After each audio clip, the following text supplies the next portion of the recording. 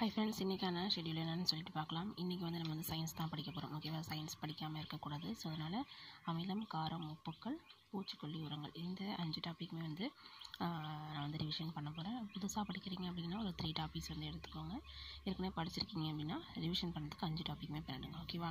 Current அஃபேர்ஸை பொறுத்த வரைக்கும் புதுசாக படிக்கிறவங்க இல்லைனா மந்த்லி கரண்ட் அஃபேர்ஸ் படிப்பீங்க இல்லையா, அவங்க ஃபாலோ பண்ணுறவங்க 2023 ஜனவரி வந்து ஃபாலோ பண்ணிக்கோங்க, படிச்சிருங்க.